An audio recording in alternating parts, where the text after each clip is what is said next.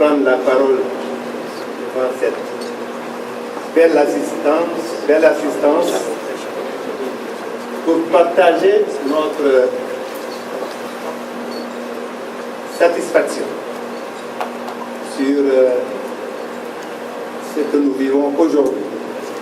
Il y a quelques années, Diamniadio a été un projet, un rêve du chef de l'État, le président Macky Sall. 4 ans, 5 ans après, nous constatons que Diamniadio devient réalité.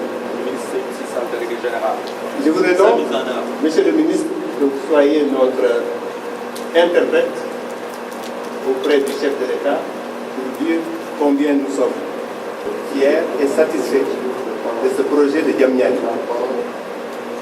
Entre l'aéroport et la ville, la capitale, Dakar, quelques années nous ont suffi pour créer ce pôle, pour créer cette nouvelle ville, avec son extension sur le lac Rose.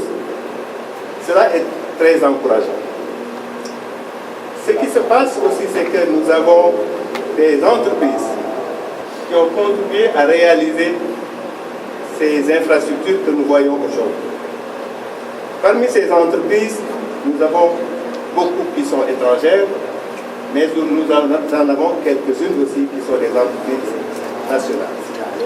Et c'est là où je voudrais aussi m'arrêter un peu, parce que ce que nous souhaitons, en tout cas au niveau du club des investisseurs, c'est que davantage le secteur privé national s'implique dans la réalisation des infrastructures qui vont se faire demain après-demain. Et là, nous avons, et ça nous fait aussi beaucoup plaisir, récemment assisté à la démonstration qu'on était capable de faire, l'inauguration avec notre ami Thierry Rousseau de ces infrastructures qu'il a réalisées. Même s'il faut faire venir des étrangers dans le cadre de partenariat, dans le cadre de co-investissement pour réaliser les projets, c'est des choses qui se sont faites dans le monde entier. Mais éviter que simplement des étrangers viennent concevoir, construire, financer de A à Z, repartir avec le savoir-faire, repartir avec comment dirais-je, la richesse créée. Ça, c'est quelque chose que nous souhaitons, on va dire, faire en sorte que ça ne se produise pas de cette façon-là. Je l'ai dit il n'y a pas longtemps, nous avons, depuis 1970, construit un peu partout dans le monde, enfin, en Afrique, le Gabon, le Cameroun, en sont des exemples d'illustration. Donc nous souhaitons accompagner l'émergence de notre pays. L'émergence de notre pays devient aujourd'hui une réalité.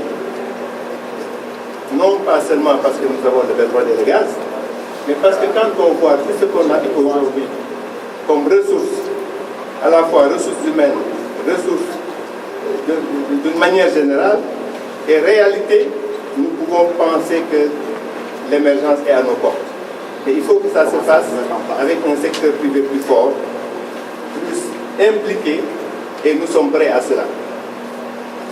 Vous avez parlé dans le pôle de la Rose du tourisme. Et j'apprécie énormément cette connexion entre Diamniadio, la manière dont c'est pensé, c'est conçu, et ce qui va se passer pour la Rose. C'est une connexion extrêmement importante, et le Sénégal a un réel potentiel dans ce domaine-là, surtout dans le domaine du tourisme. Et en parlant de tourisme, on va parler du tourisme haut de gamme. Vous l'avez bien défini en parlant de balnéothérapie, en parlant de centres de bien-être, d'hôtels, de golf. Les potentialités sont énormes en ce qui concerne ces activités. Donc nous sommes persuadés que dans les quelques prochaines années, notre pays peut connaître véritablement un essor extrêmement important.